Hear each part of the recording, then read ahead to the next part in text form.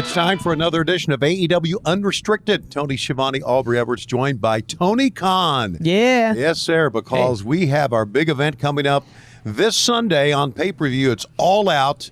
And, of course, we're going to be talking about the entire card. Tony, as always, great to have you with us. It's great to be with you. I always enjoy these pay-per-view previews. It's one of my favorite parts of every pay-per-view week. And All Out's the biggest card we've ever had on pay-per-view, so it's going to be awesome. It's been a lot of great things leading up to the card, and we're going to talk about the card and some of the great matches. But right off the gate, Tony, this is such a big event for us because it's been a long time since we've had a pay-per-view on the road. Well, it's been a long time since we've had a pay-per-view on the road. This is an incredible way to go back on the road with the biggest card we've ever put on pay-per-view.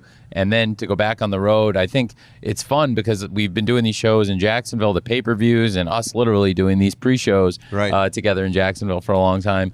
And now to be back on the road, to be out here around Chicago and have the return of CM Punk here in the Chicago area is amazing. And it's just been a whirlwind because the company's never been hotter. It's the best time in the history of AEW. Our TV's on fire. We've had the #1 show on cable on Wednesday with Dynamite, #1 show on cable on Friday with Rampage. And that's like a real milestone for us to hit. And really, the company's just been tracking so well. Dynamite had been on fire. And then the month of August, the launch of Rampage and the debut of CM Punk, his first appearance here, and then his first interview with you, Tony. It's been a whirlwind. It's been so exciting. And I can't imagine a better place to do it than here and at All Out. Right. It's absolutely incredible. I don't think... I know I personally never would have thought to see CM Punk wrestling again. So the fact that he's here with us and he has this incredible match with Darby where Sting is in his corner, who would have ever thought this would be possible? I'm sure you did. Well, I did, but yes. I'm glad that it's happening, but it's a dream, and I think it's going to be a really exciting situation for the fans, and it's going to be the best business we've ever done on AEW, I can say with certainty. So I'm very excited, and it's going to be a great card. I think that's a great place to start.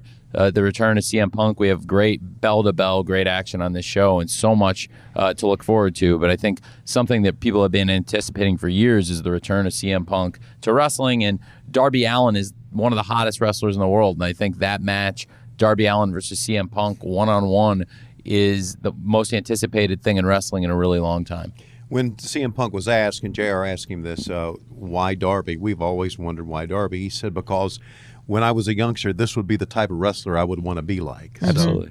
So you can draw them both together and see that they're very similar in very many ways. And it's been quite a while since he's been in the ring now. Yeah, absolutely. But if you've seen him, I mean, he's in tremendous physical condition. Yes. We've seen him up close, Tone, and I do believe he's ready. He's been training, and now he's preparing. I think it's going to be a great match, and we know what to expect from Darby. The run Darby's had this past year, he's very well prepared to have a great pay-per-view match. He's had some of the best pay-per-view matches we've had in AEW, and I think he had a great run as TNT champion, and really there's nobody more prepared to come up, I think, and step up in the spotlight for a great pay-per-view match than Darby Allin. Two wrestlers that fans love, and that's going to make it a very unique match in itself because fans really take to Darby, as we know, because of what he's meant to AEW, what he's meant to pro wrestling. And obviously CM Punk is legendary. But in Chicago, which is CM Punk's home, it's going to be quite a unique experience to see them go at it. And it's really a unique experience to be back here after we've just done the first dance, which was absolutely incredible. The biggest crowd we've ever done for AEW to go to the United Center for what I think people expected was CM Punk's debut, and we wanted the fans to be about 99% sure that it was going to be CM Punk's debut. But I think to really deliver it and that 1% doubt in their minds is what made the surprise so special. And, as he was coming in, he really wanted to be there debuting at the United Center, and it was really an honor to work with him to put the first dance together. I think it's one of the most successful things we've ever done in AEW, and to this date, it's the biggest audience we've ever had, especially when you account for the DVRs and the business effects and the positive after effects just keep happening, and we're growing. Every metric is pointing up, and it's a great time for AEW. But really, it's been trending up for a long time, and the company stayed hot. It's pretty amazing to stay hot through a pandemic. And one of the people who was there for us every step of the way, you were both there every step of the way, and we, at one point, we only had 20-something% of the roster, under 30% of the roster for sure, were available. And really just a handful of our stars were able to travel to the shows early in the pandemic when we put that marathon taping together in Atlanta that you were both there. Darby Allin was a huge part of it. Absolutely. He came in and had a few really important matches, and he was chasing the TNT title, and even though he didn't win it there in that tournament, he went on and had a great 2020, and it ended on a really high note for him at Full Gear last year on pay-per-view, winning the TNT title. And then he went on and to become one of the biggest draws, one of the biggest stars, and really build himself a huge fan base where he was really one of the true big stars in the business. After Darby won the title, he made 9 successful defenses, which is the most of any of the TNT champions. He had some great matches, and he drew huge ratings for us. And he brought a lot of new fans in, young fans. It's why we have the youngest fans in wrestling, and honestly, the youngest fans in sports. You know, last week, out of hundreds of sports programs, number 1 and number 2 lowest median age, the youngest fan base in all sports, Dynamite and Rampage. How about that? So we have a great young fan base, and we appreciate we've got fans of all ages, but it's really exciting to bring new people into wrestling, and Darby's a huge part of that. Nobody can deny it. He's become a huge star, and you see it everywhere we go. The kids with their faces painted, half painted up for Darby. So he's built himself up. And then, I mean, it doesn't get much bigger than the return of CM Punk as a pay-per-view attraction. Really, for us, we haven't experienced anything like the interest we've had. Like I said, every business metric, whether it's merchandising, these pay-per-view buys, or ticket sales for the first dance, and TV ratings, all at an all-time high. And it's great because the business was already trending at an all-time high when he came in. So we took really the hottest product in wrestling and made it even hotter with the arrival of CM Punk at the first dance. And now to come back in Chicago area to have CM Punk and Darby Allin one-on-one, I think it's the most exciting thing we've ever presented, and it's going to drive more business for us than anything. And the great part is we're going to bring new fans in. We've got a great opportunity to introduce people to what AEW is all about, which is great wrestling top to bottom. And we have one of the most stacked cards we've ever had. Punk and Darby, I think, is going to bring in a lot of attention, and people are going to see our AEW championships. We have the best title matches on pay-per-view. We have the best champions, and really, it's a great chance for people to see that AEW is where I think the best champions in wrestling work. You brought in Sting, and he's kind of been with Darby as kind of his mentor, and that's kind of bridged the gap, hasn't it? Between the fans who watch Sting and watch his career and the young fans who are with Darby. I mean, it's quite an alignment, I think. It's been really great. Yeah.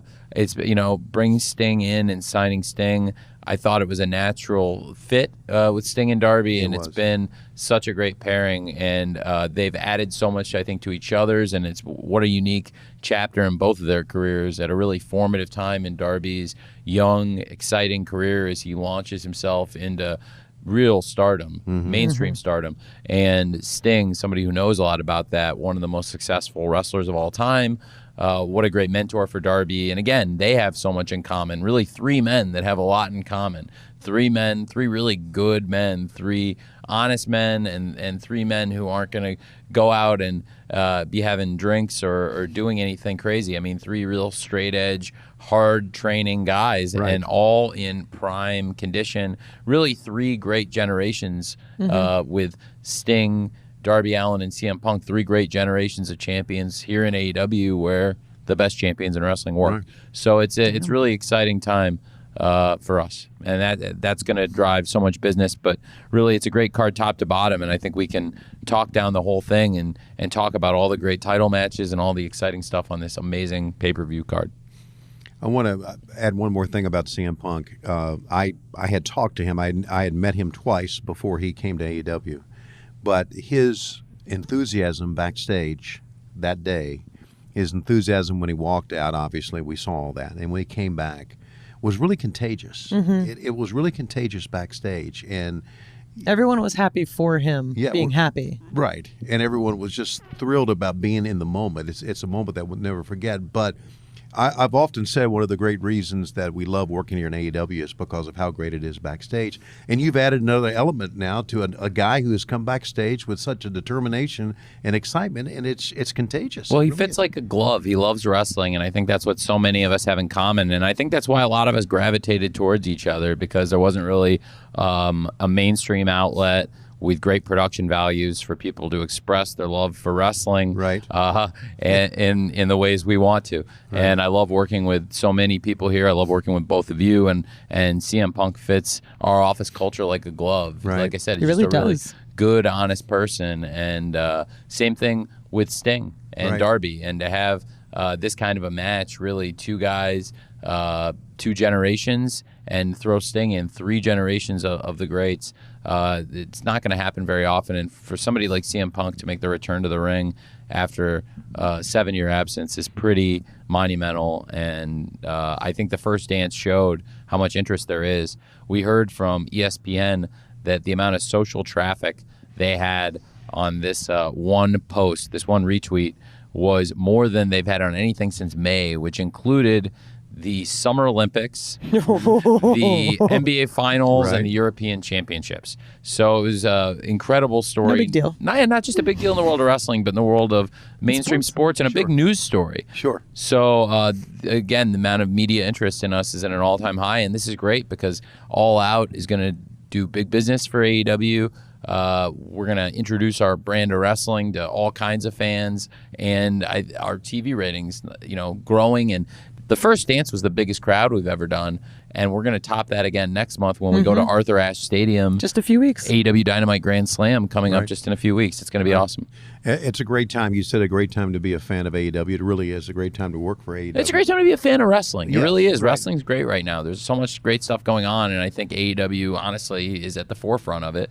But really, if you love wrestling, there's so much happening right now, and I'm proud that AEW is involved in so much of it, and I think All Out is definitely the talk of the wrestling world. And in terms of getting mainstream interest and driving people towards really watching a pay-per-view and getting that kind of casual interest, there hasn't been for a show like this in a long time, because we've built a huge pay-per-view audience, and it's unprecedented. No other wrestling company outside of WWE for the past 20 years has done any pay-per-views like the 9 we've done so far. Then all 9 of our pay-per-views are far ahead of what anybody else has achieved in the past 20 years in the pay-per-view universe, besides WWE, who were really the lone wolf running big pay-per-views for a long time. And since we've come along, we've built a big audience, but this show is going to do far more traffic than anything we've ever done, which speaks volumes, because we've been so successful that there's not been a show like this outside of one company in the past over 20 years that's drawn remotely this kind of interest. So it's pretty special. And it's very fitting, because I think to come back, you want to surround all your stars with really top stars around them, and have a great top to bottom pay-per-view card. And that's why AEW's pay-per-views have been so strong, I think, over the years, is just loaded lineups, championship matches, big moments. And I think this is the best example of that, because it's really the strongest card top to bottom, topped with the most, I think, anticipation we've had of any one match, any one segment, any one thing we've ever done. Right. And speaking of top to bottom, the card and championship matches, coming up next, we'll talk to Tony about the championship matches that we will have coming up this Sunday at All Out. Darby Allin! You're the first on the list. I'm going to help you because you're a daredevil and you like danger. Well, Darby Allin, there's nothing you could do that is more dangerous than wrestling CM Punk, except wrestling CM Punk in Chicago. I will see you, and I'll see Sting, and I'll see all of you September 5th at All Out, live on pay-per-view. CM Punk is in AEW. I'm back. This is AEW Unrestricted. Aubrey Edwards and Tony Schiavone here with the wonderful and amazing Tony Khan. We're talking about the All Out card this Sunday, September 5th at the Now Arena. You can buy it on pay-per-view, Bleacher Report, please, please, please get this pay-per-view because it is absolutely going to be one of the most incredible, if not the most incredible wrestling And it's show. on Bleacher Report, not Bleacher Report Live. That's Maybe true. Some of our fans might be wondering where Bleacher Report Live is when they go to click on it. They've sunsetted it. They've sunsetted the app. It's gone, and it's in Bleacher Report is a much bigger app, so more fans and more casual fans are going to be getting plugs, ads for the pay-per-view, and they can buy it directly through the Bleacher Report app, which is a huge good thing for us in the long run. It is a bit of a transition right now. It will involve some people who probably don't have the Bleacher Report app downloading it, because I know some people were using BR Live just to order our pay-per-views because they've done great traffic on there with many tens of thousands of buys over and over because Bleacher Report Live had represented a good percentage of our domestic buys, and so many of our pay-per-views have done at or above 100,000 purchases, and BR Live was a huge part of that. Now Bleacher Report itself is the pay-per-view app, so download Bleacher Report app if you didn't already have it. Yeah, I actually downloaded, put on my phone today. It's there. It's there. It's red. It's loaded. It's ready to go. Yeah, if you go in the AEW news section, there's a link to buy the pay-per-view. Speaking of loaded, we talked a lot about CM Punk and Darby in the first segment, but the rest of this card is absolutely loaded. This is the greatest card I've ever put together. I really believe this is the best pay-per-view card we've ever had. I've never been more excited about a card I booked, and I've never been more excited to do one of these shows with you guys. So yeah, I feel like you say that every time, and each time you top yourself. Well, it's this great. is going to be the biggest card we've had, and really this year all the pay-per-views were up, so it was true because, Double or Nothing was up from last year's Double or Nothing, which was up from the year before.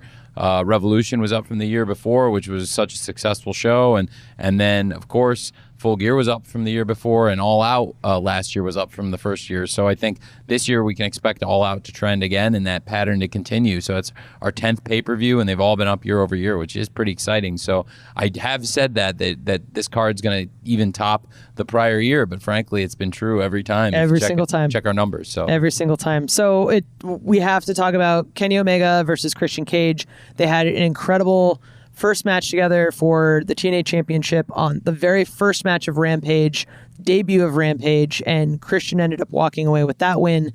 And now we're seeing them face each other for the grand prize, the AEW World Championship. It's such a huge match for us. The debut of Rampage, we could not have started the show better. It was such a perfect way to start the show with Kenny and Christian having the match for the Impact title.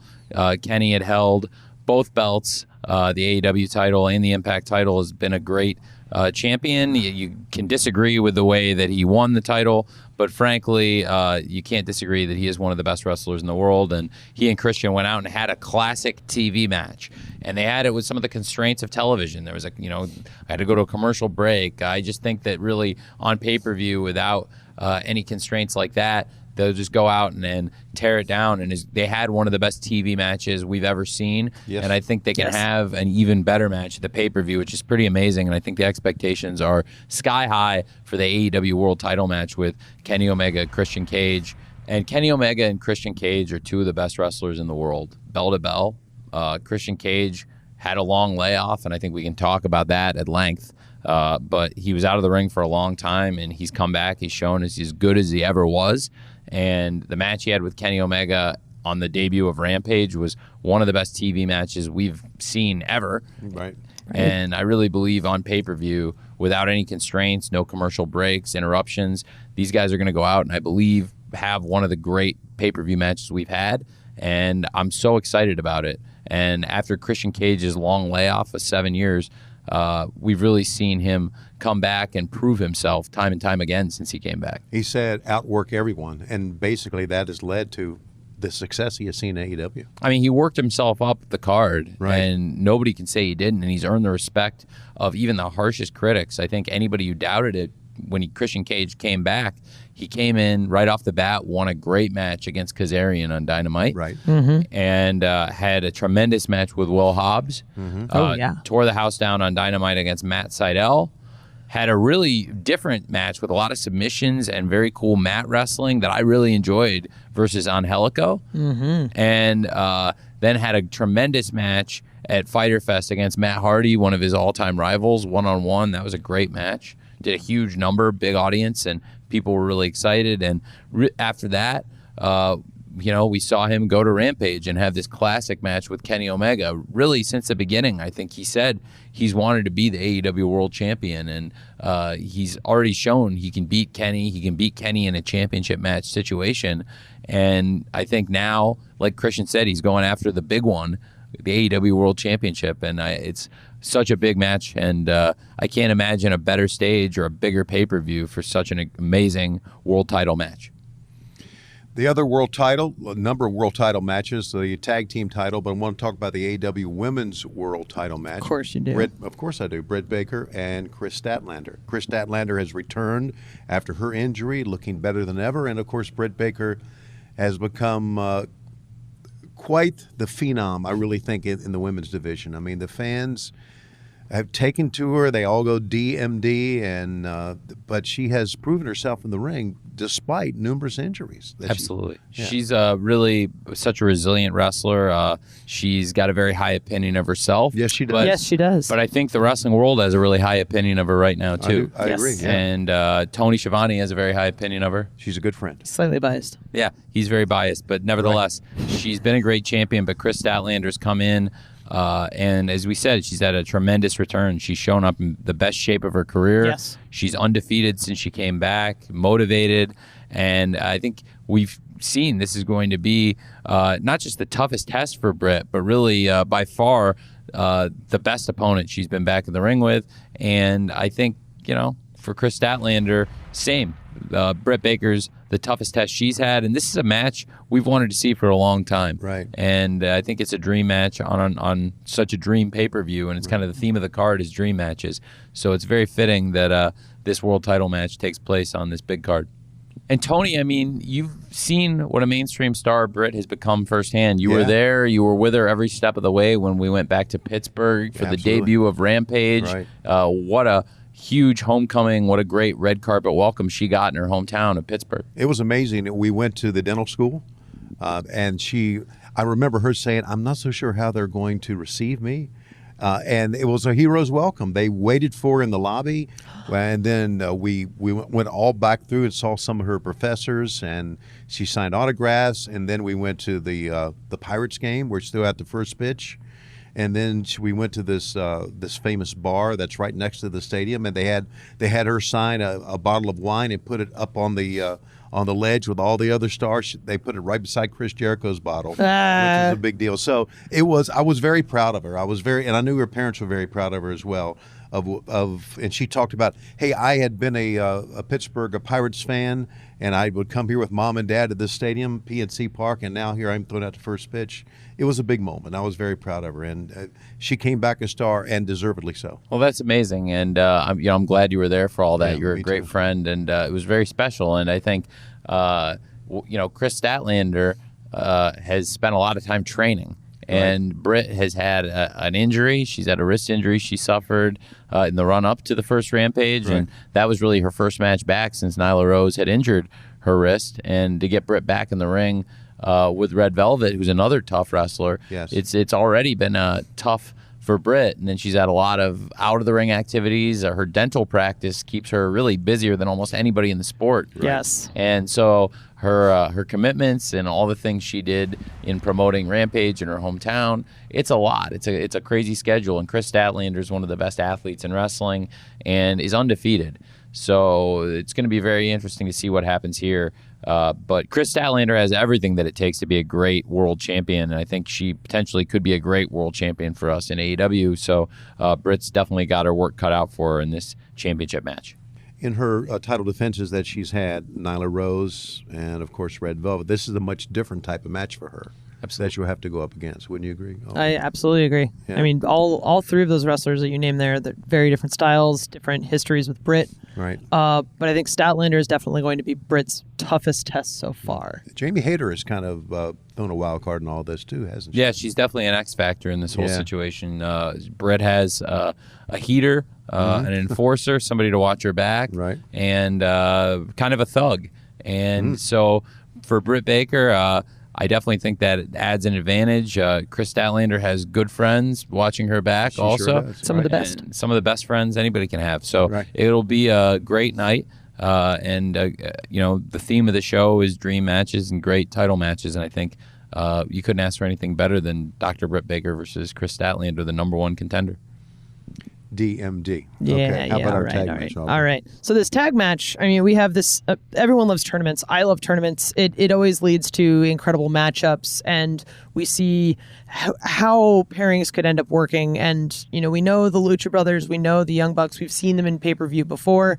We've seen them do incredible things off of ladders and tables and all this, but now we're putting them in a cage, which is just absolutely insane, and I'm expecting this to be a spectacle. Well, it's not just one of these cage matches. A lot of times on wrestling shows, just for no rhyme or reason, they'll put a match in a cage match, and there's a good reason for this, because since the Young Bucks became the tag team champions, they've had a real change in attitude. Yes. And for most of 2021, the Young Bucks have been retaining the tag team championship via chicanery and outside interference, and I had enough. And I really wanted to see a fair tag team championship match at All Out. And so that's why I put together the Eliminator Tag Team Tournament, took the top 4 ranked teams in AEW and put them in a tournament. And what an important, monumental tournament for AEW. On Rampage, the finals of this tournament, Jungle Boy and Luchasaurus versus the Lucha Brothers, Rey Fenix and Penta El Zero Miedo. What a classic match, and absolutely incredible. Took place in front of one of the greatest athletes in the world, the Greek Freak, Giannis. He was going nuts, enjoying it, and it was so kind of him to grace us with his presence in Milwaukee, and again brought us great mainstream attention. And it's just an example of all the great buzz. He was so gracious, and he got very excited, just like all the fans, about the match, and it was a great result for the Lucha Brothers. We're back at All Out, where 2 years ago, the Young Bucks and the Lucha Brothers had a classic ladder match. Yes, they did. And it's very fitting that they're here. They've come all the way around. They've come full circle at All Out, and now Young Bucks taking on Rey Fenix and Penta El Zero Miedo in the cage, and we know it's going to be a fair fight. We can keep out all the outside interference that has marred these Young Bucks matches. Like Gallows and Anderson, like Don Callis. Like Brandon Cutler. Like the whole crew of the Elite, absolutely. The Young Bucks, regardless of the attitude change that has been known, are still a phenomenal tag team. And when they get rid of all this, all the earrings, take off all these crazy clothes, they still perform in the ring like none other. They're still just very remarkable tag team. Absolutely. And I think in this setting, a cage match where anything's possible, there's all kinds of new possibilities. We haven't had a lot of cage matches in AEW, and for a tag team cage match, people are going to see, I think we've got something very exciting ahead on this pay-per-view. It's going to be a real first, and I expect it to be another show stealer. So it's going to be top to bottom such an amazing card. I look forward to the fact they're going to be in the cage. Yes. And the Young Bucks will have to rely on their wrestling talent and not the outside interference to win a match. So maybe we'll go back and see some of the Young Bucks of the old that we've come to and know. vice versa. Can you imagine the possibilities? The Young Bucks are two of the great athletes, but the people they're in the ring with, the Lucha Brothers, are at the top. And Rey Fenix in particular, what he might do off this cage, who knows? Right. I was trying to think of it earlier. My brain just broke thinking of all the things he could potentially do with his body and physics inside of this cage. People have asked me, is there a better high flyer than Rey Fenix? Today? I mean, we've seen great ones, right, throughout the years, but he has to rank up there with some of the greatest. Absolutely. Some of the all-timers. Right. And right now in the modern era, it's quite possible. No, I think he's at or above everyone. Right. Okay, so as we said, Kenny Omega, Christian Cage for the AEW World Title. Britt Baker defends the AEW Women's World Title against Chris Statlander. In the cage, the Young Bucks defend the AEW Tag Team title against the Lucha Brothers. We have more, including the TNT Championship. It'll be on the line. And, of course, the great Chris Jericho putting his career on the line. Oh, my God, so much on the line. A lot. And to put it on the line against MJF and the record MJF has, it's going to be very interesting. And Chris has had an amazing career, and what an incredible story it would be if it were to end here. So I think there's a lot to talk about still on this amazing show. Let's do that. We'll talk about that right after this.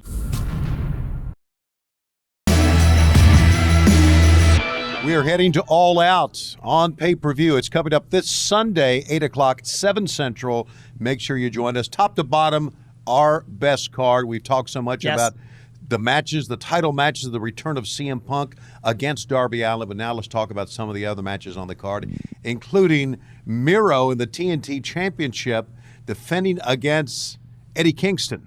It's going to be awesome. Isn't Eddie that gonna be Kingston, awesome? if there's anybody who deserves this opportunity, who's earned this, it's Eddie Kingston, Yes. who came into AEW challenging for the TNT Championship, and since then has really grown to be one of the most popular, beloved wrestlers in the company, and known for being a hard work, lunch pail wrestler. And I think for him to work his way up and earn this title shot is pretty cool. Yeah. And Miro also has pointed out these TNT Open challenges, he took real exception when he gave Fuego an opportunity to earn a contract here by winning the TNT title. Well, I gave Fuego the contract anyway because I thought Fuego worked really hard and earned it. Yeah. Well, something similar happened actually last summer with Eddie Kingston. He had a very different attitude than Fuego, but I was really impressed with Eddie Kingston. He came in, he was a little brash, and but again, a very hard worker. He had a very different style than Fuego, but I was really impressed and ended up signing Eddie after his initial, basically his tryout in the TNT Open Challenge match. And Miro has said that was not a deserved contract, that Eddie didn't win in the TNT title, so he doesn't deserve to work here, and he's going to try and really rid AEW of Eddie and make an example of him, and that he's got to atone for that. But meanwhile, I think Eddie has built such a great fan base that people are really behind him, and what a great moment it would be if Eddie was to win the TNT title at All Out. I think it'd be wonderful. I was really popped me on Rampage when Eddie walked out after Miro had been in the ring. Eddie walked out, started to talk, because he talks a lot, right? And then he shook his head like, nah, talking's not going to do anything. He just went in the ring and attacked Miro. Really a great, it's going to be a great match. It really is. Two different styles, but two brawlers. It's going to be hard hitting. Yeah, hard hitting. Very well said. Absolutely. I'm very excited for that. And, Eddie's a big fan of All Japan Pro Wrestling and the hard-hitting heavyweight style, and I think they can go in and have one of those kind of matches, so I think it'll be great. So last few weeks leading up to this, we've seen Jericho and MJF kind of coming to this massive point in their story that's been going on for months and months and months. This is really such a monumental match in wrestling because Chris Jericho is one of the all-time legends in wrestling, and for him to put his career on the line, say that he'll to walk away, he'll never wrestle again if MJF beats him. MJF's beaten him before. Yes. And MJF's beaten pretty much everybody he's wrestled. He's got one of the best records in the sport. So Chris is in serious peril, and it's time, I think, to evaluate what this means for Chris. MJF is such a great rival to him. It's been a great series of matches. They've done things in terms of mainstream interest with the Stadium Stampede. Yes. Urban Meyer and Charlie Strong getting involved. Got a lot of attention, a lot of ESPN and big sports press. Of course, Le Dinner Debonair. Yes. Picked up in the New York Times as one of the best cultural moments of 2020. And the Blood and Guts match was a huge success for us, commercially, critically, everything. And so it's such a great rivalry. And if this is it for Chris, he's done so much for AEW. He's one of the people responsible for the launch of AEW. I don't think we would have had a successful debut without Chris getting behind us. He's the first ever AEW champion. That's right. He made the greatest history anybody can make. His name will always be associated with this company, and he's also a great host. He's done a great job on Rampage, and we've got a great young audience there, and Chris is a tremendous announcer, and he said if MJF wins this match, that could be what Chris is doing. But I also think Chris has so much to offer as a wrestler. There's no reason for Chris to stop wrestling. This is kind of a really self-imposed stipulation. So I'm really torn on this match, but I think it's going to be tremendous. Over the last little bit more than a month, he's wrestled 5 times now, Yes. and MJF has wrestled once. So I don't know if that's going to come into play or not, but it had to wear on Chris. The Labors of Jericho absolutely beat the hell out of Chris, and we saw week after week. I think he was going through these tough matches, and going into the pay-per-view, I really do agree with you. I think it's gonna show. The effects are gonna show, and I think Chris is beat up, and it's going to definitely factor into this match. Satoshi Kojima will be coming here to wrestle Jon Moxley, and it's going to be our first time seeing him here in AEW, and we're talking about a real legend worldwide, but especially in Japan. Well, Satoshi Kojima is a legend worldwide. He's a former All Japan Pro Wrestling Triple Crown champion, former IWGP champion in New Japan, and really specifically with New Japan has become a legend in not just singles wrestling, but also one of the great tag team wrestlers. Right. And for Kojima to come in on what is the most loaded pay-per-view card in recent memory, and to say that's where he wants to make his AEW debut, and to call out one of the baddest people in AEW, the former AEW World Champion, really, you could argue the rightful AEW World Champion. Yes. Sure could. Jon Moxley, who had the title stolen from him. So I do think that's going to be a really exciting match on the card. And, Jon Moxley himself has been a champion in New Japan Pro Wrestling. He sure has. The former IWGP US champion. That's right. And I think Kojima would really be in line to advance in New Japan. He's been a great champion, again, in New Japan, all over the world. But I do think for Kojima now, this is the biggest opportunity he's had in many years, if not ever, because this could mean breaking through as a mainstream star in America, which would be a new height for him. And for Moxley, it's a great chance. He's got one of the top win-loss records in the world, and continuing it, keeping it up, he's in great position himself. And Jon Moxley, I think, is one of our biggest stars, one of our brightest stars, and anytime he's wrestling on pay-per-view, anytime he's wrestling at all in AEW, it's a really big deal. Coming back this year's All Out, we have the 21-woman Casino Battle Royale coming back. It's going to be great. I'm super excited. We've got a ton of our awesome female talent. We've got Ty Conti. We've got Nyla Rose, who won the very first one. Yeah. We've got Jade Cargill. We've got Thunder Rosa. Penelope Ford. There's so many the great... Bunny. Yes. Layla Hirsch. Just top to bottom stacked. And we've got the former Women's World Champion, Hikaru Shida. That's right. Yes. Emi Sakura. It's just really, really a loaded group. Red Velvet will be competing in the Casino Battle Royale, so a lot of the top challengers will be in this match trying to get a shot at the Women's World title. And as you said, Nyla Rose won the first Women's Casino Battle Royale, but I think the competition in the past 2 years since then has gotten a lot stronger. Much tougher. And this is going to be very different than what she got in the ring with 2 years ago at All Out. And that's going to be for a shot. The winner will get a shot down the road at the Women's World Champion, be it either Britt Baker or Chris Statlander coming out this Absolutely, and I think they'll be watching that match very eagerly and with great anticipation.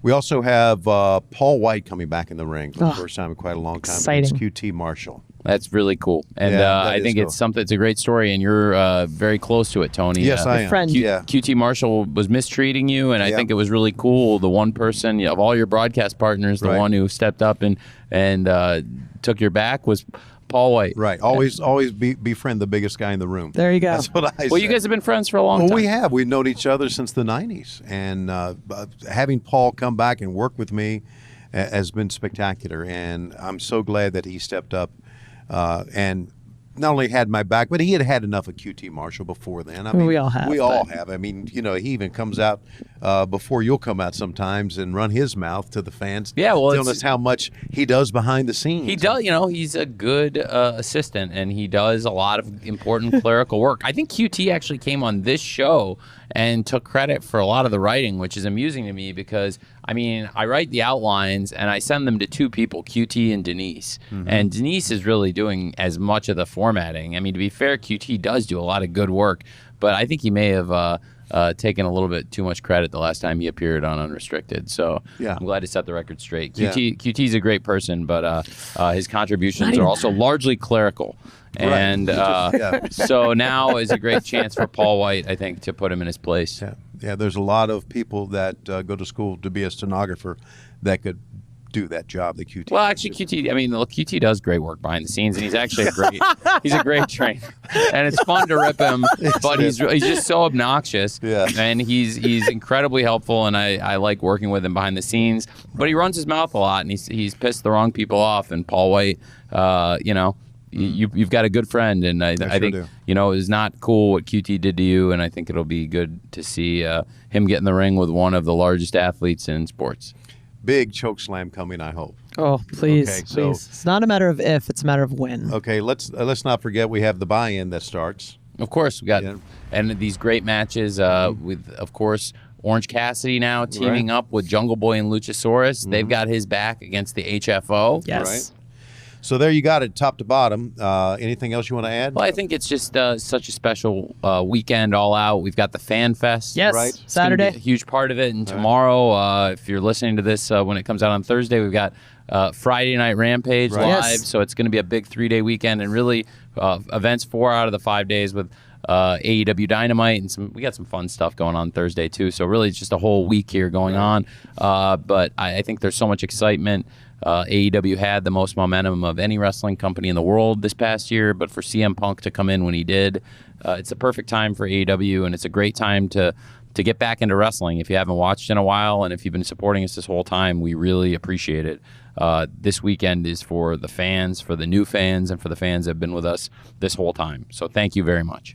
Tony, thank you, buddy. Thanks, you, man. All Thank right. you, guys. It's So- gonna be a great weekend for all of us. I right? think we're all excited. I don't even have the words to say how excited I am for this weekend. Let's not forget that you can see Dark Elevation every Mondays on our YouTube channel. Dark is on Tuesdays. And don't forget Wednesday live on TNT. It's AEW Dynamite, 8 o'clock, 7 Central. And then Friday we got Rampage, 10 o'clock, 9 Central on TNT. You can listen to this podcast on Thursdays on all of your favorite podcast platforms. You can watch it generally on Mondays, though we tend to like to get the TK one out pretty early, just so people can. Thanks, guys. Yeah, no, we always Ahead of the make pay-per-view. sure. Yeah, got to get people excited, man. Some people prefer consuming podcasts with their eyeballs, but hey, subscribe, download, listen, Yes. like, let us know what you think. And don't forget, it is All Out coming up this Sunday, 8 o'clock, 7 Central, exclusively on pay-per-view. And as we always say during an AEW pay-per-view, you never know what's going to happen. Never. That's right. You can order it on pay-per-view, cable, satellite, Bleacher Report. It's going to be a very special night in pro wrestling, thanks to you, great fans.